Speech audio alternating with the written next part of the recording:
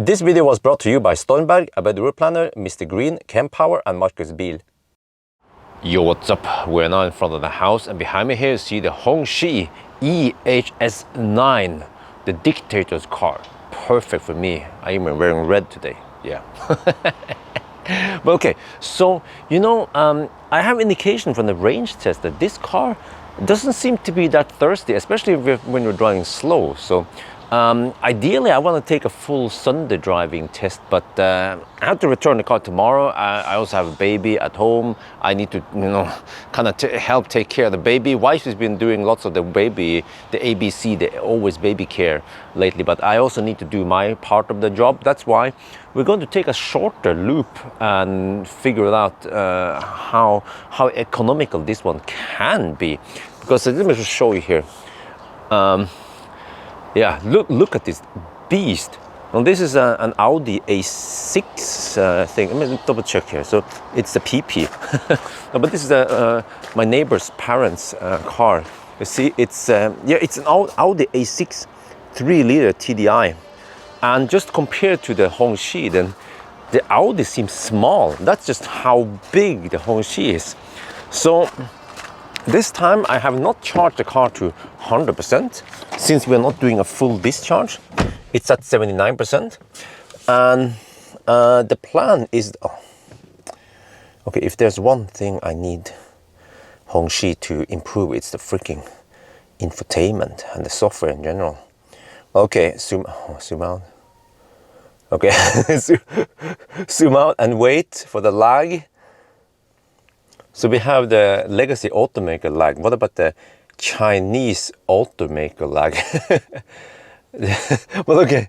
The plan today is to take a shorter loop. We will drive here via Sandvika and then Solihøgda. That's kind of slow, but typical Norwegian route. But then at Hønefoss, we'll take this route here over via Jevnaker, and then we get to Roa, and then we drive this route. So this, you know, it's actually a similar route that I normally do when they're longer loops. So I think by doing this, we have a shorter loop, but we already get a good impression of what the efficiency will be. Because normally, when I take a longer route, usually when I drive to Gjøvik or Gol, right, whatever consumption number I get there is actually very close to the average we'll get for the whole day when we fully discharge the battery. So yes, that's the plan. Let me see. Oh yeah, I've been in custom mode. So we have a mode button here. We have to press this one and then scroll. So I'm going to have it in eco mode. And there will be a chime, I think. Okay, not this time. All right. So I have it in eco mode. It will do something with the suspension. I think it will lower the suspension. Yes. I think they copied this one straight from an Audi. I wonder what else has been copied from Audi or BMW or Mercedes. But okay. So, and also, I think the temperature is just perfect, huh? 22 degrees. No, that was in the garage, but I think we have around 15 degrees Celsius today. But that means that we can probably run no fans. Because remember that no fans is better than only fans. Because I don't think this one has even only fans, because there is no dedicated AC button. But okay, let me see. This one, okay, the timer is a little bit wrong, but self-charging is kind of right here. But auto start, okay, the timers. Let me just reset this one, and then off we go. We are getting close to Hønefoss. We've been driving for almost an hour. And look at the consumption. Huh? 188 watt-hour per kilometer. Remember that this car over-reports distance by, well, no, I mean, it under-reports distance by 1.4%. So it means that you have to actually take the consumption and deduct 1.4%. Which means that this car, as it could seem like right now, is even more efficient than fat e-Tron. And also this car is even heavier and bigger than the fat e-Tron. But it's not as good as the BYD Tang, but Tang is smaller. So, all right, we'll see. We still have to drive a while. I can show you the map now. So far, we are over here. So you have to take that loop, if you guys remember. So soon enough, I will turn right somewhere. I haven't navigated anywhere. I just know roughly where to go. And the temperature here is 16 degrees Celsius.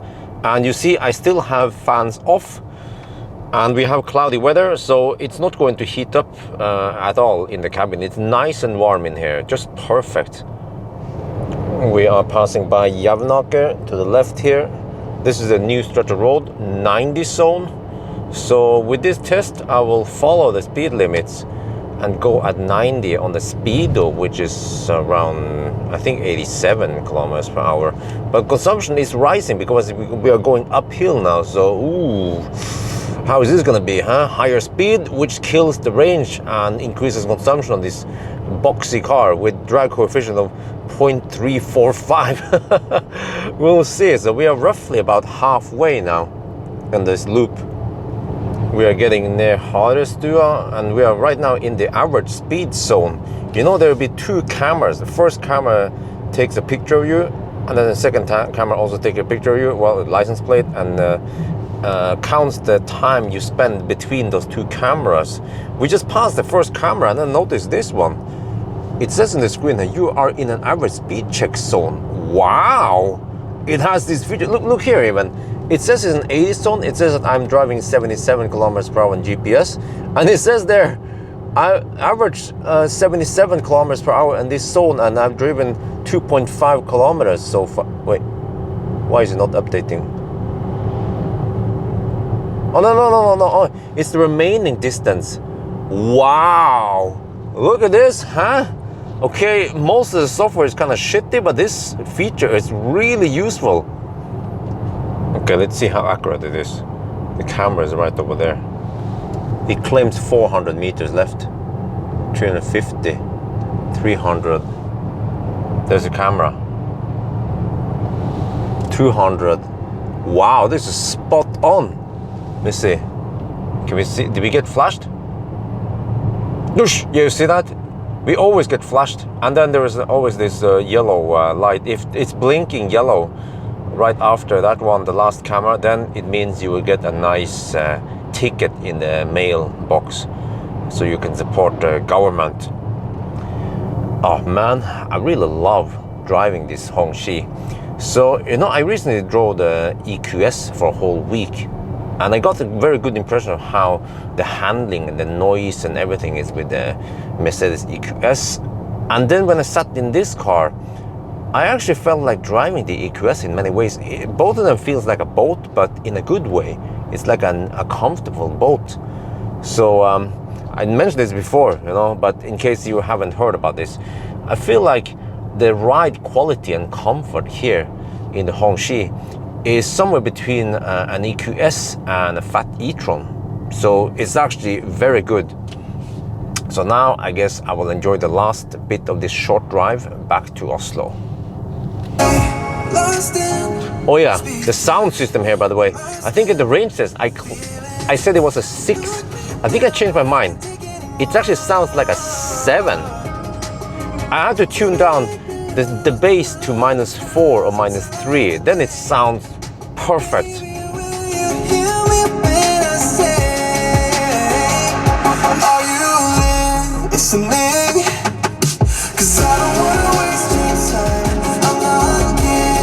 We are just 21 kilometers away from Oslo now, so the test is almost done, but the consumption is finally dropping. We're in the highlands at Roa, so now it's dropping more and more and more. Will it drop below the fat e-Tron's level? And then why do I keep comparing against fat e-Tron? Well, because the speaking of fat e-Trons, they are very popular cars in Norway, over 20,000 sold, and this car has similar comfort, or in some ways I'd say even better comfort than the fat e-Tron. So people are looking for comfort, maybe not the best tech, but then they probably go for Tesla. Then I think this is a very good alternative. But of course, if you just hate the looks, then you will never consider buying this one, and you go for fat e-Tron. But the reason why I compare it against fat e-Tron is that fat e-Tron is by far the thirstiest EV I've ever tested, even more than thirstier than the EQC that just passed there. Wow, there's so many EVs in Norway. So that's why the fat e-Tron is like the top reference for how thirsty an EV can be. And remember that this electric Rolls-Royce here is even bigger, way bigger than the fat e-Tron. We are finally back home now, and the result is 192 watt-hour per kilometer uncorrected. So corrected for 1.4% underreporting, then it's 189 watt-hour per kilometer. the slow clap, we actually beat fat e-Tron in consumption, which means that this car, despite being bigger than fat e-Tron, consumes less than the fat e-Tron. And people have been saying, well, but the fat e-Tron is heavy, you know, that's the excuse. Well, this car is heavier than fat e-Tron. And then they say, well, but the fat e-Tron has big tires. Well, this one has the exact same dimension as the fat e-Tron in tires. And then they say, well, but the fat e-Tron has so much power. Well, the fat e-Tron has 400 horsepower. This one has 550. But why do you keep picking on fat e-Tron? Well, because you see, fat e-Tron is like the top reference of how thirsty cars can be for Norwegians, and they still accept it. Fat e-Tron owners, they love their cars, which means that by that logic, people who buy this Hongqi, they will also love the car, and they, at least the consumption won't be a problem, because if you're driving not too fast, then it's right on par with fat e-Tron. And then, okay, when you go faster, then this car seems to struggle a bit because of poor aerodynamics, 0.345 drag coefficient. But I've seen taxis around Oslo have Hongqi, and I also see more and more Hongqis on the road. So, you know, there must be a reason why they have sold almost 1,200 cars since the beginning of this year. And this is just a new brand, right? But remember that this is FAW. It's a big company in China, actually one of the biggest car manufacturers in China. They have long history with building cars, and they also have joint venture with Toyota, General Motors and Volkswagen. So FAW, they know how to build cars. And that's also my impression after driving this car, is that, you know, it just feels like a German car in many ways. You don't know that this is a Chinese car unless you see maybe the Hongqi brand or something, and you see those Chinese letters here and there. But you know, that's how it is. But okay, so that means that the range here we can get on Sunday driving is 458 kilometers, which is very close to the VLTP range. But remember, that is a different test scenario, which is 465. Yeah, so I guess as long as you don't hammer too hard, then you will actually get pretty good range on this car. And okay, you might be saying, but Bjørn, I like your videos, but you're driving with an empty car. Well, do you know how heavy this car is? It's almost 2.8 tons. And to be honest, I've done some tests before. That was with a Kia. And also, I believe that with this car, even if you load it with lots of people, it won't make a dent in the consumption. Okay, it will go up, of course, but it won't be like night and day. You won't see a 20% increase in consumption. It might be 5% increase, just based on my gut feeling. So, but of course, compared to the smaller BYD Tang, then this car still consumes more than Tang, but that's just how it is, right? Would actually be interesting for me to test the NIO ES8, because that's also a very big Chinese car. Yeah, maybe ES8 should also be similar to this one. Yeah, but I think I will maybe try to use this kind of new test cycle. What do you guys think, huh? And the reason why I actually do it on these kind of highways is that you go over some hills, go over, well, I wouldn't say mountains, but like Solihøgda, you know, you have some elevation change, you have some twisty roads where you kind of challenge the whole, the way the cars handles with the energy consumption, up and down regen and so on, and big wheels. Whereas if I drive on the motorway, kind of flat or straight, then it might look better than this, but this is actually the real deal when we did it today. I could probably drive, let's say, 70 kilometers per hour on the same test stretch where I use, where I do the range test, but that might not give the same result as this one. Or it might do, I'm not sure, but yes. And then some people also criticize Hongqi for, like, what is the point of these big ass cars? We need smaller cars, we don't need big cars. Well, remember that the world is not only swiveling around you. There are people out there with big families, or I don't know, they have friends maybe you don't have friends, but they might need a big car. And then if we want to transition to electric mobility, we have to offer small cars like a freaking Zoe, but also offer big cars so we can convince people who drive around with big gas guzzlers to convert to electric. And also, I heard from one guy, at the dealership. He said that his neighbor drives a Range Rover. What was it again? It was some kind of Range Rover. I don't remember. A Range Rover. Some of those Range Rovers, they were freaking expensive, but also very comfortable.